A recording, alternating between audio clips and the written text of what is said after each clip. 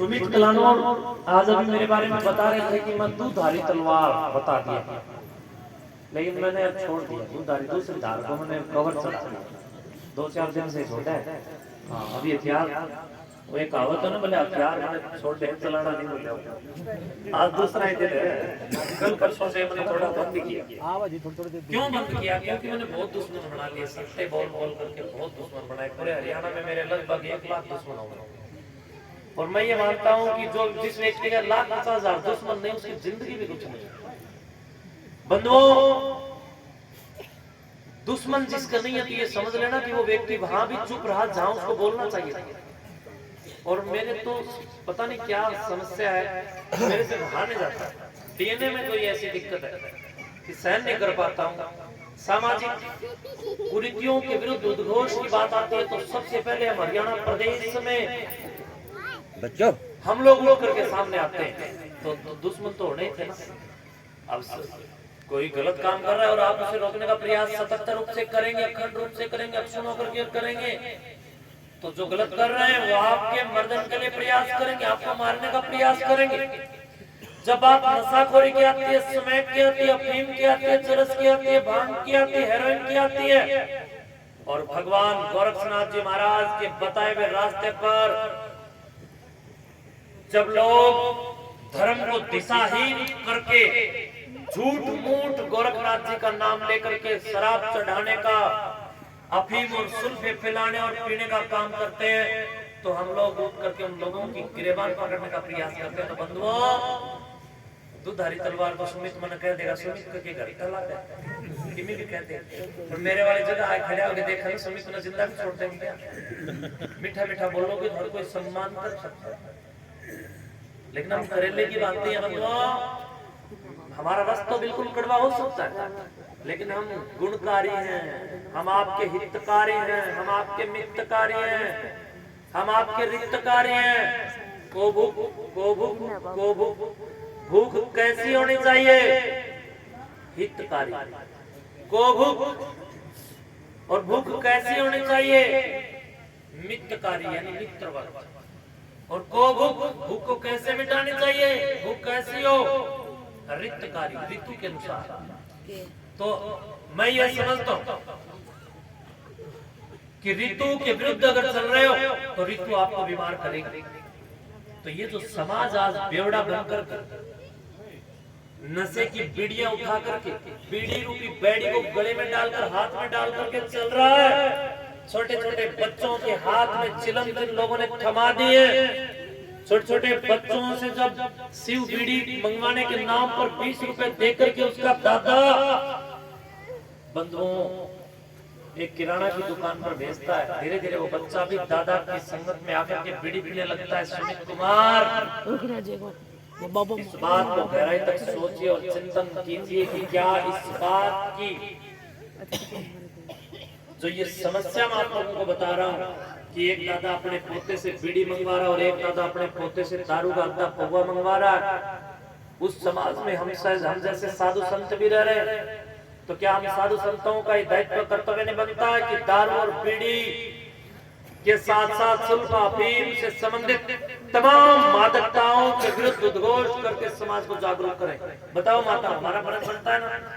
और मांगिए काम, साधु की समाज में उपयोगिता क्या है? साधु समाज को राह दिखाने का काम करते हैं। साधु संत ही समाज को दिशाहीन होने से बचाते हैं। साधु संतों ने इस देश और इस समाज को उन्नत करने का प्रयास किया है। जब आप लोग भटक जाओगे तो बचाएगा कौन? एक तरफ तो सुमित कुमार अपना ही अभी एक दोहे में कह रहा था कि झड़ झड़ पड़े अंगार, साधु संत ना होते तो जल मरता संसार। तो भाई ये बात केवल कहने मात्र की थोड़ी ना है।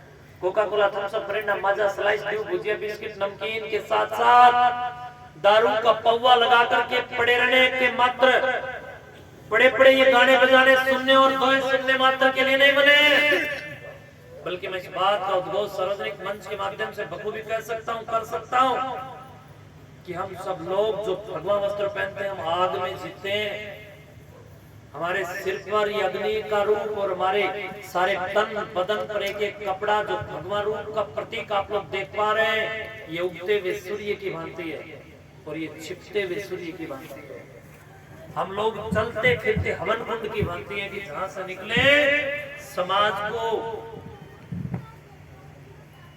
संस्कृत करने का काम करें, समाज को सुसंस्कृत करने का काम करें, परिष्कृत करने का काम करें, शुद्ध करने का काम करें, बुद्ध करने का काम करें, समाज को प्रबुद्ध बनाने का काम करें। और जब आप लोग इस बात को उठा करके चलेंगे तो राह में जो कांटे बनकर लोग आएंगे वो आपसे टकराएंगे और आपके लाखों दुश्मन बन जाएंगे। लेकिन अगर आप झूठी हाँ में हाँ मिलाओगे, झूठी ना में ना, तो आपका कोई दुश्मन नहीं है। दुश्मन आसानी से नहीं बनते, दुश्मन बनाने के लिए बड़ी सत्य बोलना पड़ता है, बहुत अच्छे अच्छे काम करने पड़ते हैं, जब जाकर लोग दुश्मन बढ़ते हैं। बंधुओं, दुश्मनों की बढ़ती हुई तादाद को देखकर अच्छाई के रास्ते से मुख मत मोड़ो। लोग सोचते हैं कि मैं ऐसा करूंगा तो लोग क्या कहेंगे, लोग भाड़ में जाए, जिसको जाना है भाड़ में जाए। जो सत्य का पथ परिपथ है मैं उसको कदापि ना छोड़ूं, ये गुरु गोरखनाथ की शिक्षा है। मैं बीड़ी सुल्फा सिगरेट अफीम चरस भांग हेरोइन गांजा कदापि ना पीऊं, ये भगवान गोरक्षनाथ जी महाराज की शिक्षा है। मैं तमाम मादकताओं को जड़मूल से नष्ट करने के लिए प्रयास करूं, ये भगवान गोरक्षनाथ जी की ही परंपरा है। सुमित कुमार जी, मीठा मीठा बोलने से कोई दुधारी तलवार बन ही नहीं सकता है। दुधारी तलवार तो इतिहास को उठा करके देखिए। विदुषी देश दीवानी उठा के, आज इस बात को जरा गौर से सुनिएगा। दुधारी तलवार की बात अगर सुमित कुमार करता है तो मैं कैसे दुधारी तलवार इतिहास के अंदर जो सामने आई और दुधारी तलवार ने इस समाज की रक्षा की। विदुषी देश दीवानी उठा के दिनाड़ी चली थी वो रानी, झांसी की रानी चली थी ना। इतिहास के अंदर महाराणा प्रताप ने दुधारी तलवार उठाई तो समाज को अकबर जैसे दुष्ट दुशासन और तमाम प्रकार की विपरीत परिस्थितियों से लड़ करके जिता करके इस भारतवर्ष को अपनी अस्मिता की रक्षा के लिए उन्होंने आगे आकर के उस तलवार से अपने शौर्य का, अपने विराटता का और अपनी गरिमा और गौरव का प्रमाण देने का साहस दिखाया था। झांसी की रानी ने जब नजदीकी कालखंड के दौरान अगर आप लोग देखोगे तो लंबे कालखंड से चली आ रही गुलामी की उद्घोषणाओं को नष्ट कर देने में अपनी भूमिका निभाने वाली सबसे बड़ी एक क्रांतिकारी बनकर के उभरने वाली महिला सशक्तिकरण की प्रणेता महान क्रांतिकारी झांसी की रानी ने भी दुधारी तलवार उठा करके इन गद्दारों के साथ लगा लिया था। तो भाई सुमित, यह दुधारी तलवार ही समाज का उत्थान करती है, तो इसलिए मंजूर है तेरा। सुमित, मैंने आपका एक भजन सुना था, आपने कहा ना मैं महाराज जी के मैंने बहुत वीडियो देखे, मैंने तेरी एक वीडियो देखी, बहुत प्यारी, बहुत पसंद आई और मुझे एक दिन महसूस भी हुआ। मैंने एक रोज एक हमारे मेरा एक प्रिय मित्र है, मैंने उनसे भी कहा कि सुमित को एक बार मठ में बुला करके उसको सम्मानित करें। और किस बात के लिए करेंगे, आज मैं यहाँ नहीं आ रहा, मेरा स्वास्थ्य ठीक नहीं था, लेकिन मैं बावजूद उसकी इन लोगों ने बड़ी रिक्वेस्ट की और अरविंद में हमारा ये लड़का, ये इनके साथ इनका पता नहीं क्या प्रेम हो गया, उस प्रेम की वजह से इस लड़के ने मेरे ऊपर बड़ी दाव डाली और सिफारिशें भी इन लोगों की काफी हुई और उसके बावजूद मैं यहाँ पर आया। और स्वामी जी से भी मैंने पूछा तो स्वामी जी भी एक टक कहने लगे चलो चले।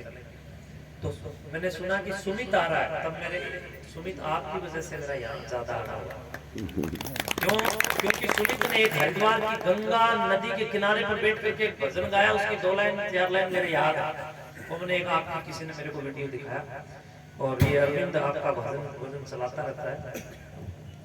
तो एक दिन ये ढूंढ रहा था तो यूट्यूब पर आपकी वो वीडियो आई, तो उसमें वो आपने एक भजन गाया बाबा फोर गीत के ट्यूनिंग पे, वो तर्ज पे, उसमें आपने गाया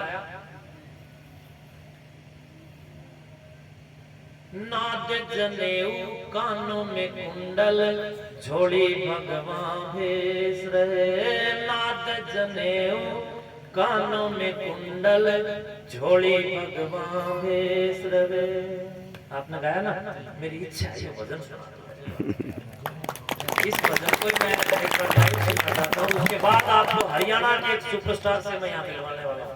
आपके बीच में एक जिस प्रकार हिरण की नाभि में कस्तूरी होती है ना, उसको पता नहीं चलता, आज आपके बीच में एक हरियाणा की टॉप ताकत जिसको मैं कहूँ तो कोई अतिशयोक्ति नहीं होगी, और हरियाणा के शानदार दादा काला पीर के और देवी देवताओं के, भगवान गोरक्षनाथ जी के, भगवान हनुमान जी महाराज के, अनंत बलवंत वीर बजरंग की गाथा गाने वाले, और वह एक जुगन्नर फैला रखी है ना आजकल पाखंड के नाम पर इस देश का जो सत्यानाश कर रही है, उनके गाने वाला छोरा तो पहले था हुए। तो एक ऐसे शानदार रास्ते से आपको मिलाऊंगा जिसमें तमाम देवी देवताओं को अपने भजन और अपनी आवाज के माध्यम से आप लोगों तक उनके जीवन शौर्य को पहुंचाने का काम किया। इससे पहले एक बार सुमित ये भजन मेरे को सुना, आपकी मंडली को मैं कहूंगा कि तैयार हो, और जब तक आप तैयार हो मैं स्वामी ब्रह्मानंद जी महाराज जी से कहूंगा कि आपको आशीर्वाद दें, फिर मैं 2 मिनट का समय लूंगा। 2 मिनट कोई एक कहानी, वंस अपॉन अ टाइम